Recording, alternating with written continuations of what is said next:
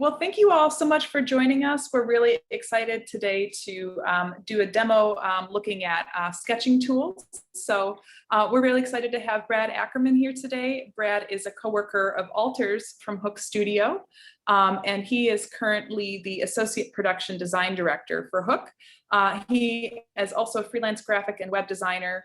And we're really excited to have him here today to give us a demo of some sketching tools, point us to some resources where folks can learn more, and answer any questions you may have. So with that, I think we can go ahead and get started. Great.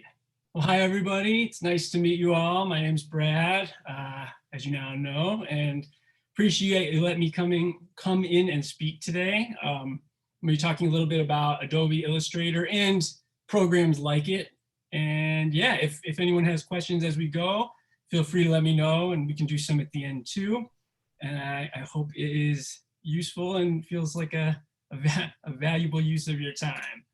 So I'm just going to do a, let's see here, screen share here.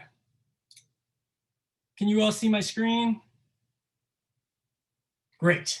All right, so yep, my name is Brad Ackerman, and I work with Alter at Hook Studios. And I'm here today to talk a little bit about Adobe Illustrator as one design program for drawing and just ideating and bringing ideas to life. Yeah, I'll get right into it. So in my day-to-day work, and I think it depends on the designer, but I think many designers would say that the two of the tools they use more than anything would be Adobe Illustrator and Adobe Photoshop. And there are some alternative programs to those. I think those are typically sort of your industry standard tools. But if you're interested in learning these tools, I think there are some resources. I know of one in particular, which I'll mention shortly, that I've heard is a pretty pretty powerful free option online, and kind of uses many of the same principles. Over to the right, I just threw some different kinds of images that are made in Adobe Illustrator up for people to see. And I'm actually going to open up the program and walk through some of the basics of it. But this sort of illustrates the kind of things you can do with them. Photoshop and Illustrator both sort of have their domains within design, and you would go to one or the other based on what you're looking to do. But Illustrator is incredibly powerful, and I'm going to talk a little bit about where it might be most applicable. And it's obviously a very, very broad subject to cover in just an hour, but my hope is, I remember the first time I looked at the program, just having someone walk through some of the basics with me, it just really helps you see a little bit about what's possible, and then you can take it from there, because there's just endless free resources available on YouTube. Most of the stuff I've learned has been through YouTube tutorials that are free. So, but it's nice to just get a taste of it and what's possible to get going. Okay, let's see. Oh, so I asked around a little bit just to see if there were some good alternatives to Illustrator. I have not used Inkscape, but my coworker who does a lot of design work, he actually did that bottom middle image. And does all kinds of graphic design work outside of the work we do at Hook, uses it. And he said he has always heard Inkscape is sort of the best alternative to Illustrator.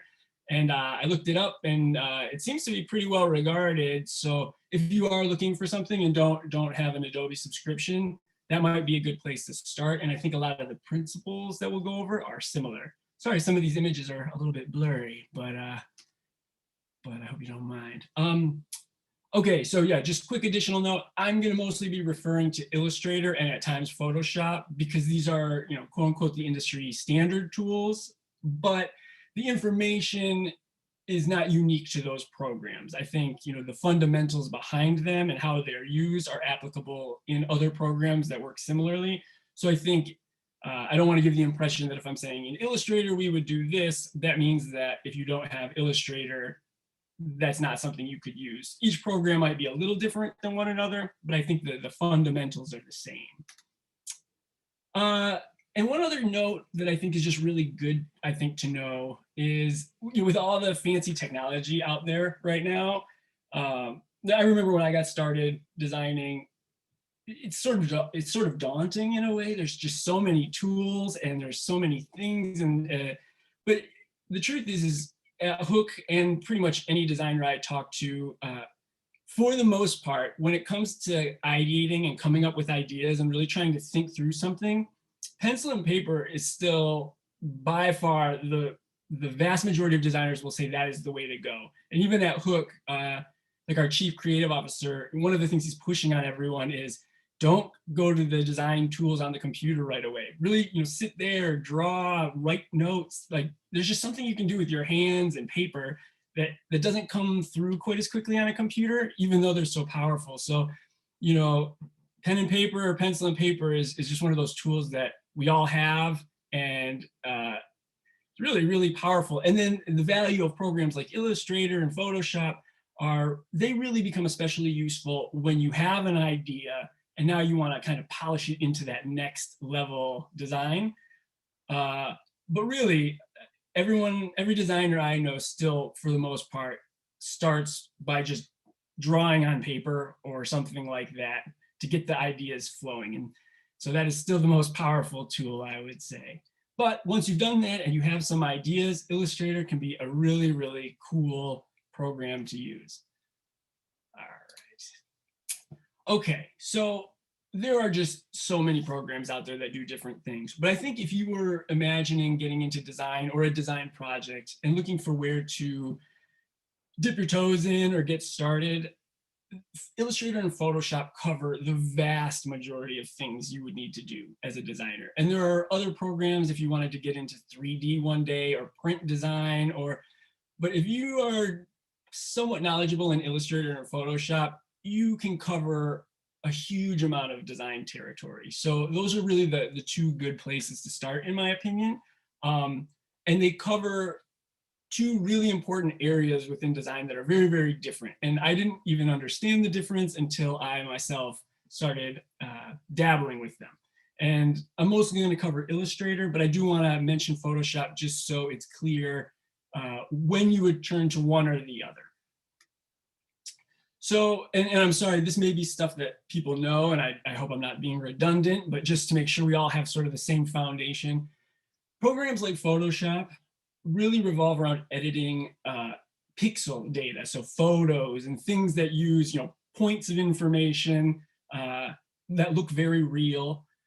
It's so, if you needed to take a photo and punch up the color or fix the background or edit something out, or even put a few different photos together and make it look like a new scene, Illustrator would not do any of that stuff for you very well.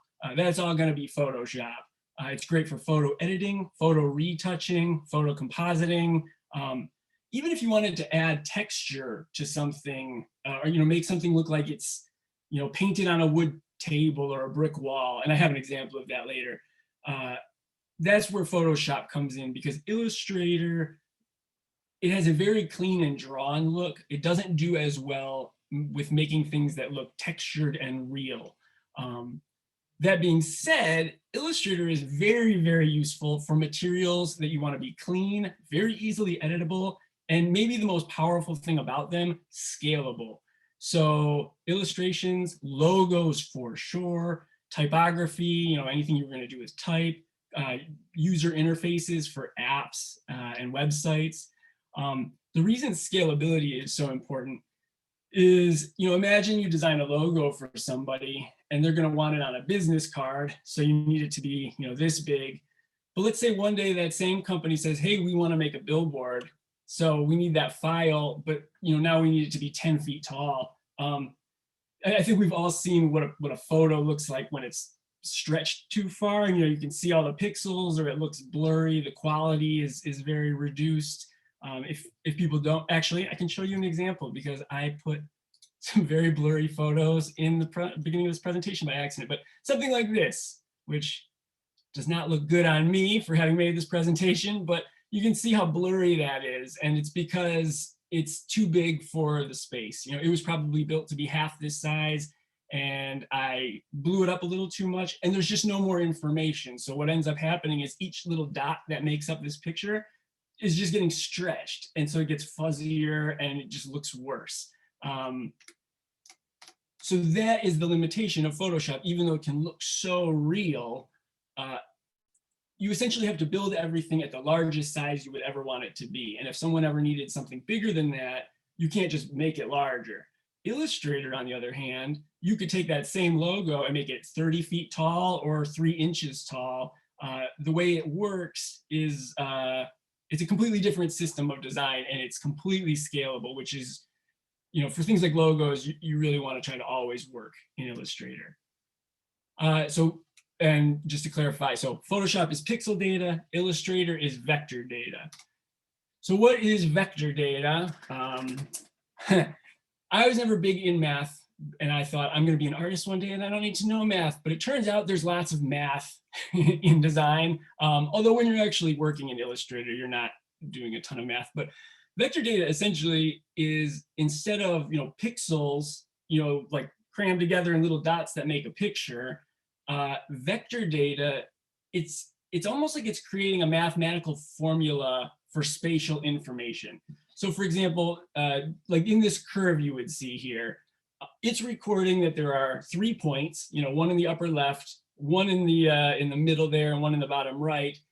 And there's basically a mathematical formula being written, not that we have to do, we don't see any of that, that's saying between these points, there's going to be a curve that curves, this amount on the y-axis for this distance on the x-axis. And so if I were to then blow that up, the computer itself just knows how to exponentially multiply that formula. So for me, I'm just moving things around and drawing. But on the back end, what the computer is doing is it's recording everything as a formula, so that if I make it bigger or smaller or flip it around, it'll never lose quality. It's just if that makes sense, it's just sort of extrapolating that formula into different dimensions. And when you open the program, however, it just feels like you're drawing. But that's why vectors are so powerful, and why a logo, for example, if you have that as a vector, then wherever the client wants to use that, it's going to be really, really crisp and clean. And that's where the power really lies. So let me make sure I didn't miss anything on this slide. Yes, mathematical spatial data, kind of like a formula. And pretty much all the objects that are made in a program like Illustrator are going to be made up of these vertices, these little points, and they have handles that sort of control the way lines move between them. So you could have straight lines between them, you can have curved lines between them, but almost everything is going to be built out of that. And when I open up Illustrator, I'll show you more about what I'm talking about. So I think I kind of covered this, but the benefits of vector data include that they're very, very easy to edit, and almost most importantly, they're scalable, and they will always stay super, super crisp. They'll never look pixelated, and that is just hugely beneficial. In addition, like if you were to have a photo of something and someone asked you to just quickly change the color, that's really hard to do in anything that's made out of pixel data. I mean, you can do it, but in Illustrator, it's very easy to just click an element, change the color, change the outline, very fast for that kind of thing. And I think we covered the pixelated info. All right, so now I'm gonna turn off my presentation and just share my screen while I go into Illustrator itself. I do want to just point out one thing I forgot to mention at the beginning, which Brad, you said this is all self-taught for you. So you were not trained in these programs. You've been able to learn and find resources online. And, I just wanted to emphasize that, you yourself have been a scholar of this and exploring on your own. Yeah, one of the things I love, just absolutely love about the advertising, the creative industry is, obviously there's programs that are helpful, a computer and things like that, but the barriers to entry really are almost all based on each person's sort of hunger to grow. The amount of free educational resources online is endless, and it's one of those industries where, like when we're hiring at Hook, we're much more interested in what that person is able to make, or how just much they love designing, than about anything else really. And so I think it's so cool, because I studied something completely different, And when I was 26, I sort of realized that I don't know, I wasn't loving what I was doing, and I really had always wanted to do something creative. And so just by checking out some Adobe books at the library and then watching YouTube videos, I just little by little learned and learned and learned. And then after a few years of that, I was fortunate enough to get this job at Hook. And a lot of the people we work with have taught themselves most of what they know. It's a cool thing about our industry. So for anyone passionate about it, it is accessible if you're really into it. All right, can everyone see my screen, the Illustrator screen here? Yep. Okay. I'll zoom in on different sections. I was trying to organize my thoughts so I wouldn't just be rambling at everybody. There's so much that this program can do. And I think, especially when you open it up, I mean, you look at it and you're like, oh my gosh, there's so many buttons and things. But just in the way that I would say, if you wanted to start in the world of design, I would say focus on Illustrator and Photoshop to get going. Of all the millions of things that this tool can do, there's a few things that are much more important than others. And I would say, I'm going to try to cover just some of the basics to get an understanding of how this program works. And then from there, there's so much you can learn on your own, and you don't need to know everything to get going. Really, most of what I do involves a few tools, and I only use the other ones on occasion. So when you open up Illustrator, you're going to get some version of this. There's lots of different ways you can set up your tools, but basically you're going to have a bunch of your drawing tools over here on the left, some more over here. A lot of these panels will change depending on what you click on. Not always though. I feel like every time I open this on a different computer, I sort of see a different layout because I've never really set mine a specific way. But in the main screen, you're going to see something like this. There's going to be what we call an artboard, and that's where you sort of put your finalized work. If I were to save out something from Illustrator, it's going to save what's in the artboard, and you can make more artboards. So if I wanted to make a couple different logo designs and then send them to the client, I might make a few of these.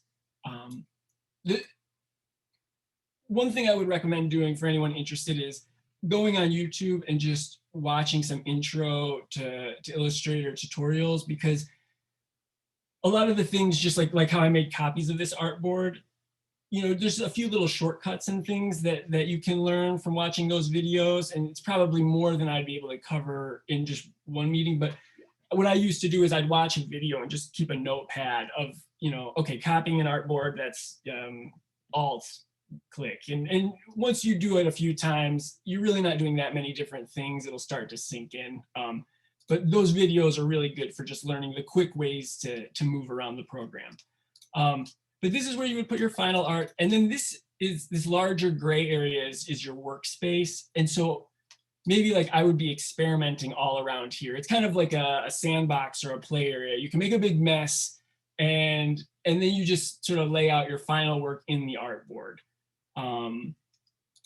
And so now this area below, I kind of was trying to think about what would be really valuable tools to talk about to cover this quickly. And so I set up a couple areas, which I hope will illustrate some of the important areas within Illustrator.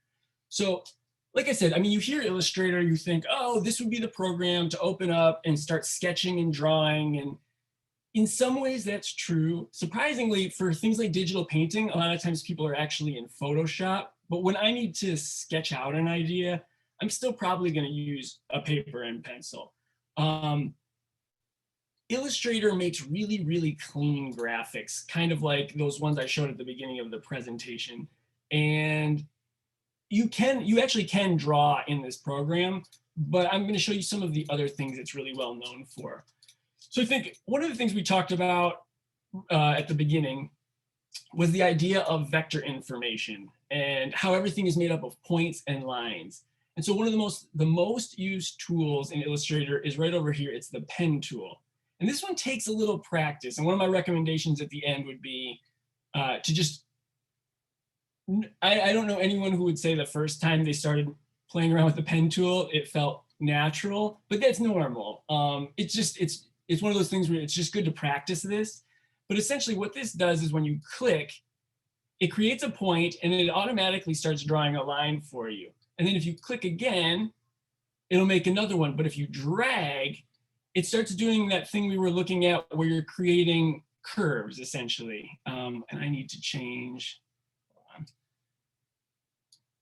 So I have it set to fill right now, but I don't want it to have a fill. I want it to just be a stroke. So you have some color options like the outline versus the fill. Let me just see here. Okay.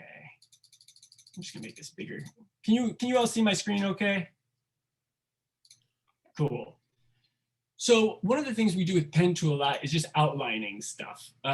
Learning how to draw paths based on this kind of very unusual way of doing things. But what it's doing is it's recording essentially that information that we talked about.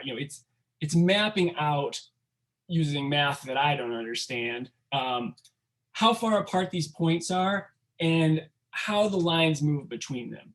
And then what's really cool is, like, let's say I look at this and I go, oh, I'm not liking the way this feels. You can always just click on a point and move it to where you need it to go. Or if I said, the curve on this doesn't feel right, you can grab these little handles and sort of adjust the curve. And so where this might be useful, for example, is what a lot of times people will do is they might sketch out an idea. Or in this case, let's just say I was like, I really want to try to draw this Mickey Mouse. And I'm not an expert at the pen tool, but I'll just show you sort of how you might go about doing it. So what you might do is you can have different layers. So I put the Mickey Mouse on this layer and locked it so it's not moving around. And I'm going to draw on this layer. And you could essentially just click. And what you're trying to do is sort of estimate the way the curve might go around Mickey's mouth here. And say like, oh, okay, something like that maybe. And then I usually don't try to do it all in one sitting. Like I'll do it in parts because I'm just not that good at the pen tool. I mean, even after all these years, it's tricky. You just got to always keep practicing.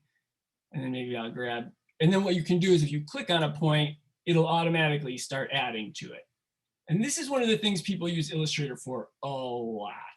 So I would say, if you open up that program or that other one I mentioned, just getting in there and practicing the pen tool. And I would say, for your own sanity, practice being very aware of the fact that it's gonna feel weird and you're probably not gonna like what you make at first. And every designer I know will say that they have that same experience because it's a little bit different than the drawing that we're used to. But essentially you could little by little map out, your Mickey's face. And then another thing you can do is if you close a path, just to give an idea, like if I were to draw a rectangle here, once it's closed, then you can also say like, okay, I'd like to add some color to the middle and fill it like that. Or, and I want the outline to be some other crazy color. And then once it's laid out, you can also say, okay, let's say I want to change the shape a little. You can grab the actual points and nudge them into place. So it really doesn't matter if your initial pass isn't perfect. Like if I said, oh, I want this to be a little different, you can just sort of grab the handles, nudge it around, and sort of make it how you want it to be. So that is the pen tool, and it's one of the most used tools within Illustrator. Let me see how we're doing on time. Okay, gotta keep it moving. Another thing is you can draw and paint within it, and there's a brush tool and a pencil tool. But if you choose the brush tool, you can actually free form draw, which is cool. I don't actually know a ton of people who draw this way in Illustrator, but I think some people probably do. And then once you've drawn, it converts what you've drawn into the same thing. All these points and vertices that you can then edit this way, if you wanted to change it. Illustrator also has some really, really cool features. So let's say, okay, I want to make this larger. But what you can also do is you have these tools up here that allow you to change how you want that stroke to look. So maybe I want it to be sharp on the ends. Let's see. I want to taper off so it looks more like an actual pen stroke instead of a hard line, or I want it to, you can mess around a little bit with the way it looks. And another really cool thing is over here under the brushes, they actually have some different styled brushes for you. And some of them look kind of realistic. So this one's the artistic ink brush. And if I were to click on it, it makes my stroke look kind of like it's splattered ink. And it is an effect. It's still really just recording it as this path, but it knows to place what we call a brush stroke on it.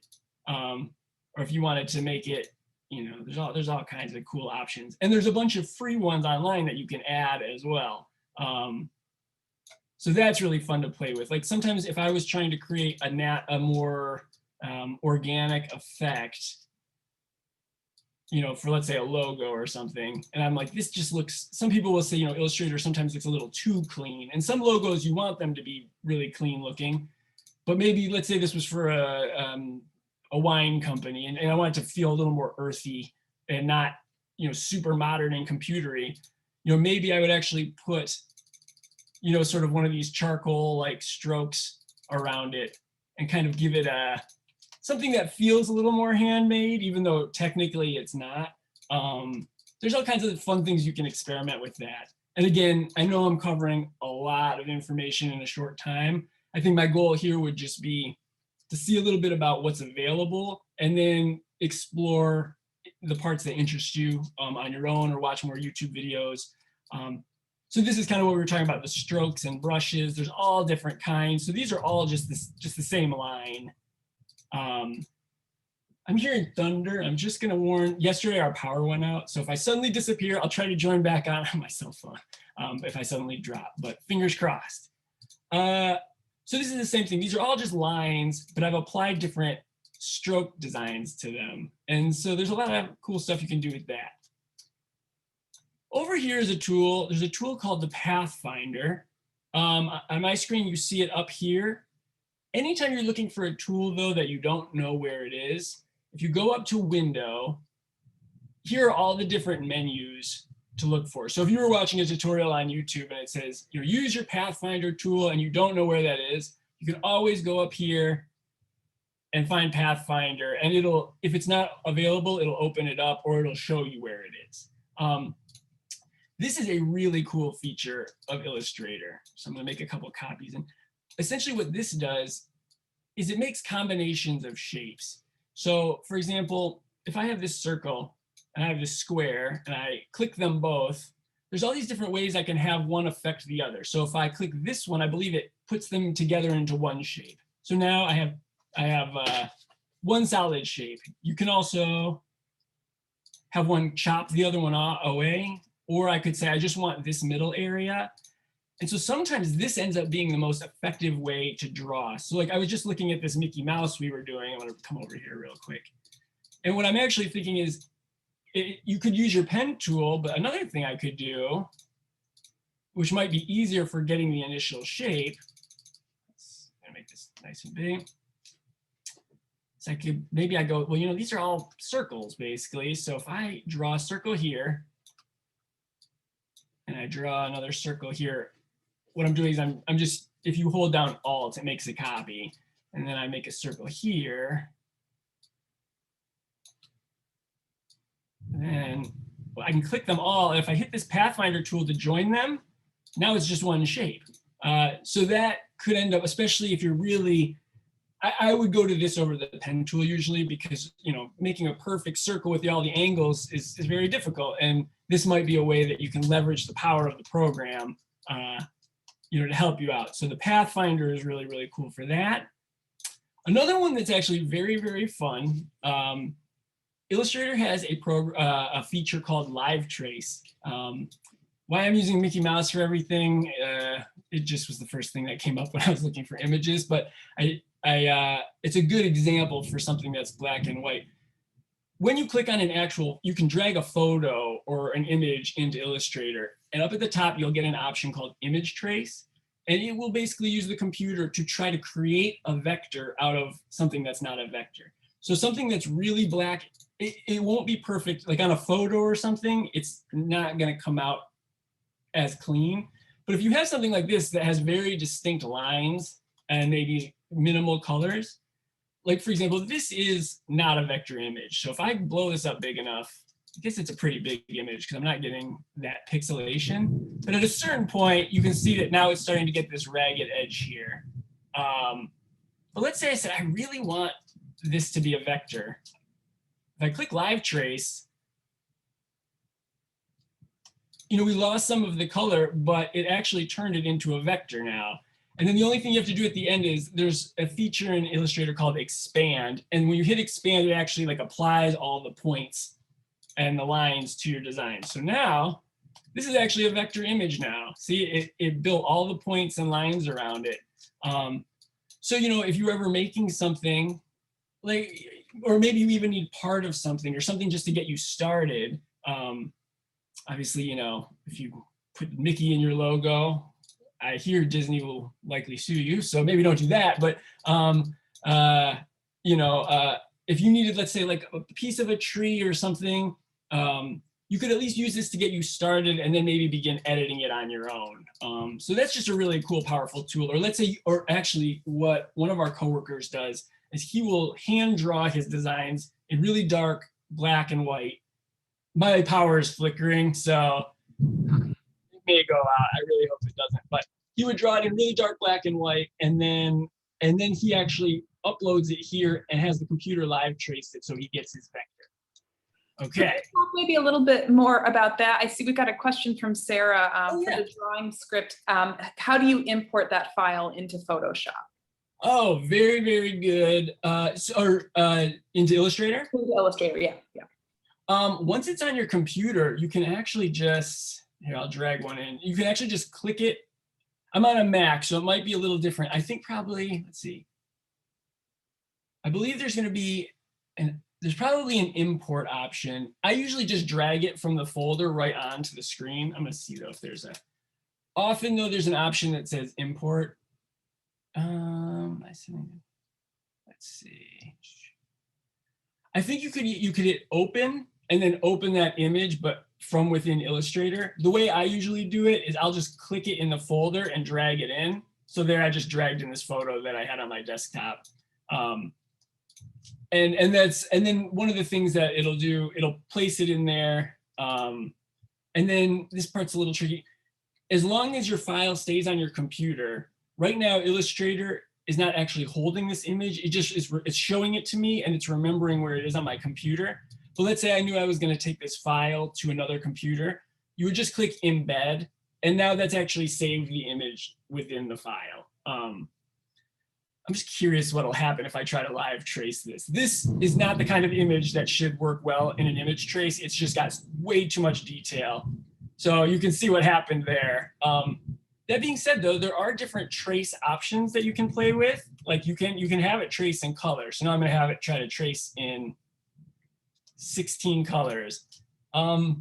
It's very, very powerful. It's not perfect. You'll definitely find its limitations.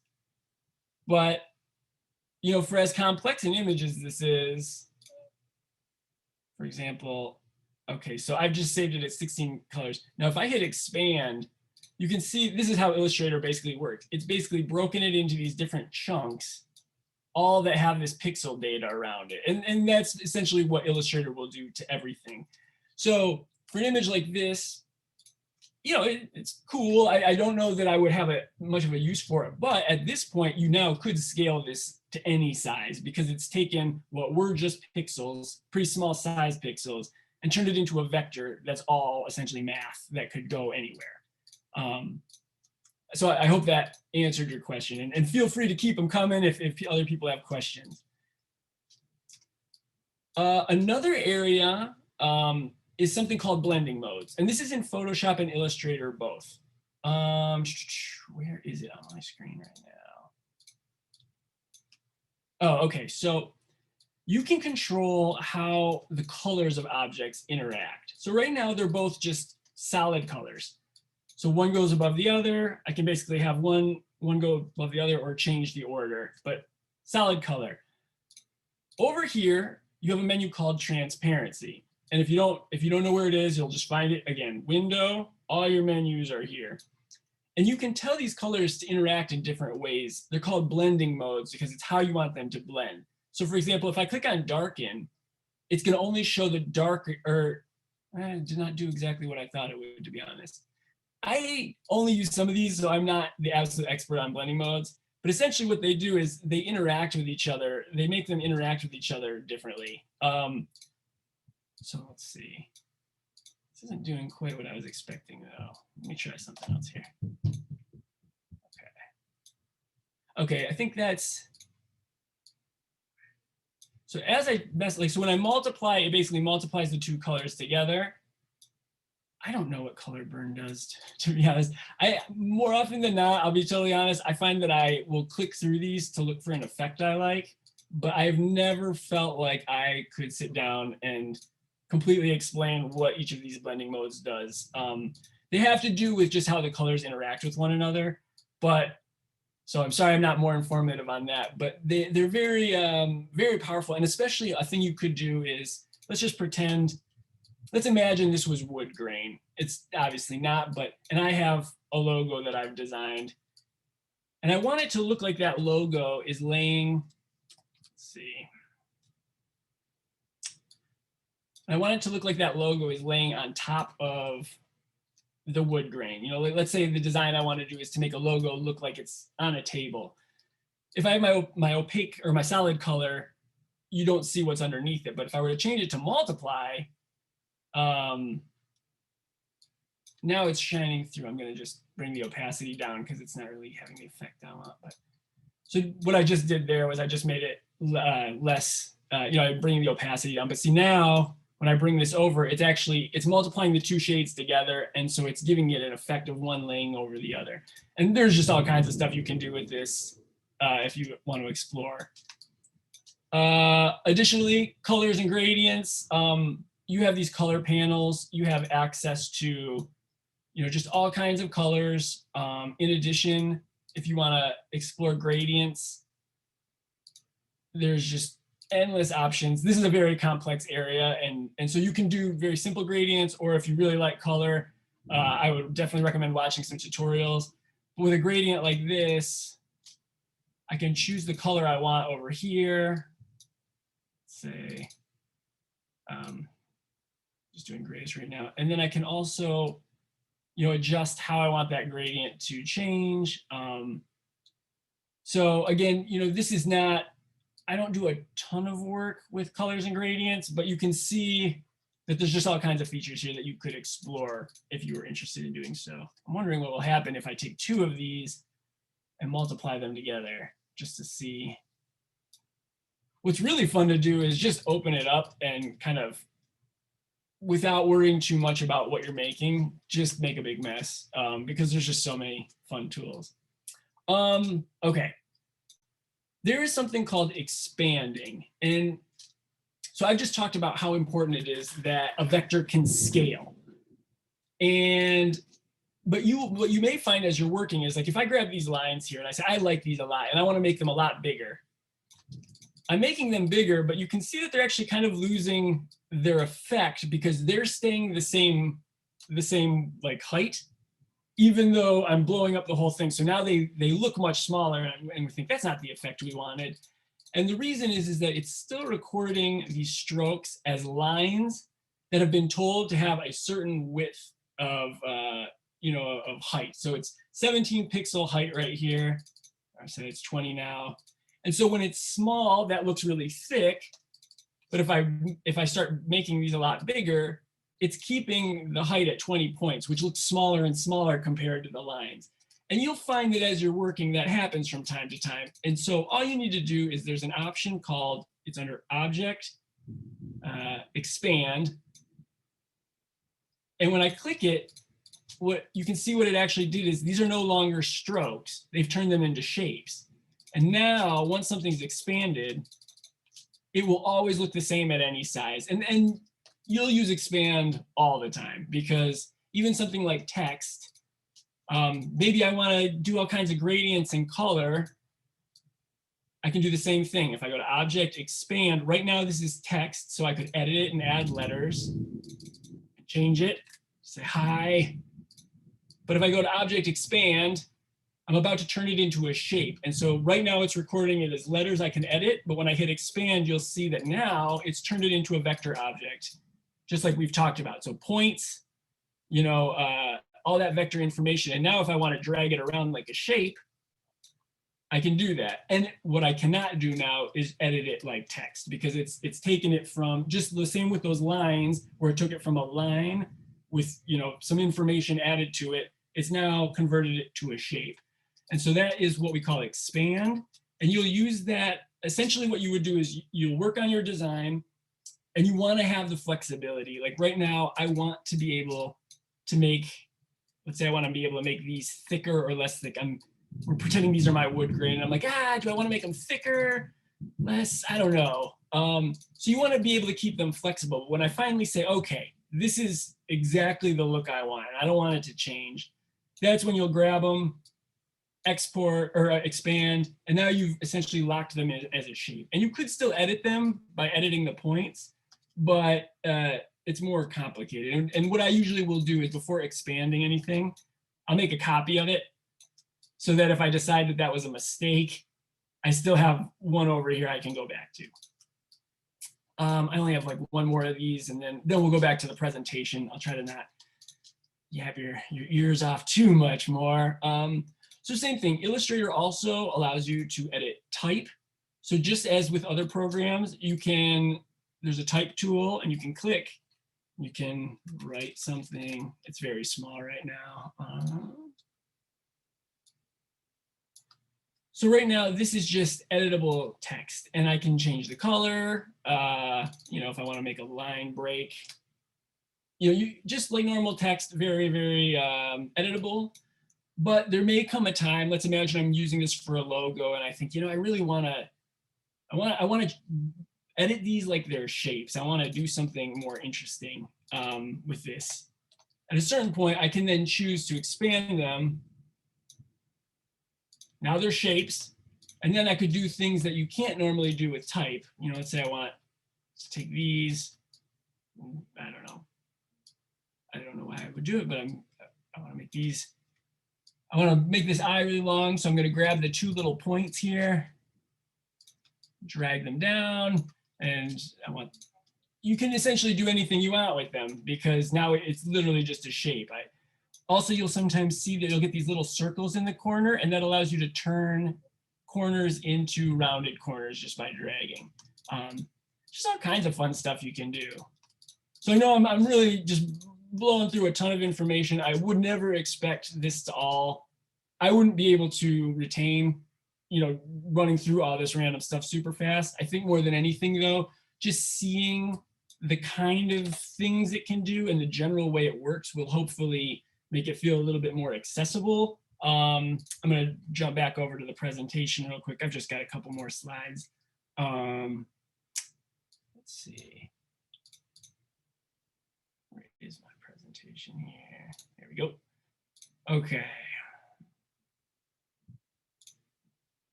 I think for me, I remember when I was learning, I was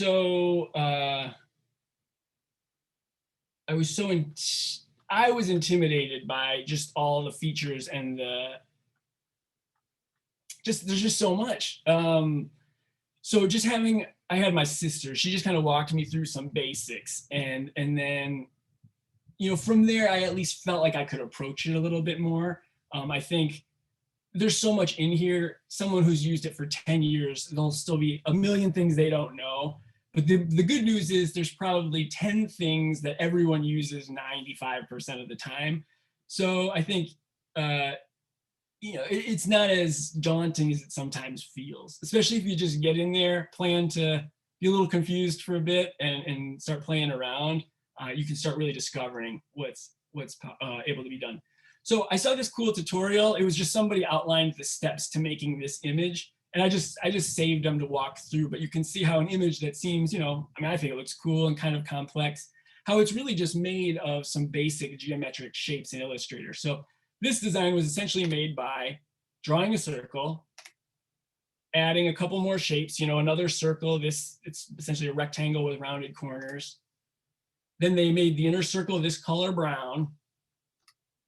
Then they essentially copied that circle and made it a lighter brown. So you basically have one above the other.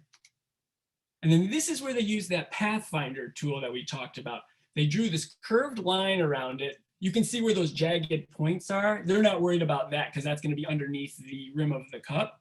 And then when they use the Pathfinder, they're cutting this white shape out of the brown. So then what you're going to see is the two levels of brown, one above the other. So they just use that as sort of a cutting shape, and they chopped the lighter brown circle in that shape. So now you've got, one above the other and you're looking through it. They drew a few more shapes on there. And then for the shadow, I think what they did is they did the Pathfinder and they made a copy of the cup and like solidified it into one object, turned it like a gray color and put it underneath. And you've got pretty complex looking image, which is it's not as many steps as it looked like it was to me. And that same person, I want to see if this works. They made a video. I like watching their videos because to me, their work looks like magic. And then when you watch how they did it, you think, oh, those are kind of normal shapes. So you see some circles. I hope you can all see this. Changing the shading of the green a little. Some basic shapes. I mean, this person has been doing this for a very long time. So this isn't, it's not easy. I think it looks easier than it probably is. You can see how pretty quickly you make something that looks kind of cool. And that was using, most of what he was using was stuff we talked about. So, drawing some lines, changing the way the strokes look around them. Like for the pot, you can see they're using that tapered edge. And then they use some of the overlay transparency. So maybe they put a darker green on another and multiplied it so it gets these different tones. And so that's something that I think would be fun to experiment with. And there's lots of resources. If you're interested in that person, they're on Instagram. It's Jack R Design, and they have tons of like step-by-steps, just real quick showing how they make these fun things. So that could be a fun thing to practice. Okay, some final thoughts, and then any Q&A. So one thing I wanted to mention is Illustrator and Photoshop actually play really well together. A very common thing that you'll hear about Illustrator is that it can look too clean. And so, on the left, you see a logo, for example. And I mean, sometimes you want it to look very clean, but let's say you wanted it to look like it was painted on a wall or that it was weathered a little bit. You can just copy your vector images and paste them into Photoshop, where you can really use sort of those pixel tools. And in Photoshop, and that's a whole nother tutorial, but with some very basic tools in Photoshop, you can roughen it up. You could, I think on this, I put the logo there and then I set it to that multiply transparency blend. And so you're seeing the brick coming through it because it's multiplying the two colors together. But very often you'll make something in Illustrator and then you can just literally, copy and then open your Photoshop, hit paste. It will bring it in as a vector. So it still keeps all of its pixel data, but then you can roughen it up a little bit right in Photoshop. So that's a really cool way to create, like if you had a logo and you wanted it to feel like a rougher effect, but still be a vector, that's the way you could do that. If I took this rougher image and I blew it way up, the bricks and things will start to get pixelated at a certain point. So, the vector will stay clean, but anything that's that pixel data, you want to make it at a large size and you want to always be making it smaller than it was built, never bigger, so it's not all blurry and fuzzy. And some quick ideas for practicing. Like if you just go to YouTube and look up Illustrator tutorials, there's just millions. And what I would say is, what I used to do is I'd find something that I want to learn to make, and I would actually follow along so that I made it, and I'd feel happy with myself that I made that. But other times, sometimes you just find that watching them will open your eyes to things that the program can do. So sometimes just listening, you'll see them do something and go, I had no idea that was even possible. So I ended up learning a lot that I wasn't expecting from tutorials because I'd be watching it for one thing, and then they would do some things that I didn't know were even things you could do. So I would highly recommend just diving into some of those. Practice a ton with that pen tool because it is a little tricky to get the hang of. But once you get it, you'll use it all the time. just from like the mentality with which I recommend this to all our designers that we onboard, especially when they're just starting out, is, the more you worry about making something good, the harder it is to make something good. It's like, it's so easy to get in your head, at least for me, but I think that's a common thing. Or getting frustrated. And I think my recommendation is always, especially when you're learning something, just go in there and with the goal of making a mess and learning some stuff, and just anticipate it not being good at first, because we all make things that aren't quote unquote good, especially when we're learning. And just remember that the goal early on is just to learn how it works, and don't even worry about quality at the early stage. I think that can slow people's learning down when they feel frustrated, or why isn't this going the way I thought? And finally, what you can see in this picture here is, you could draw something on paper, bring it into Illustrator, just drag it in. And then you could actually try drawing the lines over it, kind of like we did with that Mickey Mouse, and see if you could get one of your drawings to be a vector. And you could either, I think what this person is doing is they're just drawing the lines, and then they're changing the stroke to have pointed ends and making it thicker. And that's sort of a fun way to explore. All right. That is all I've got. I didn't leave a ton of time for any questions, but does anyone have any questions?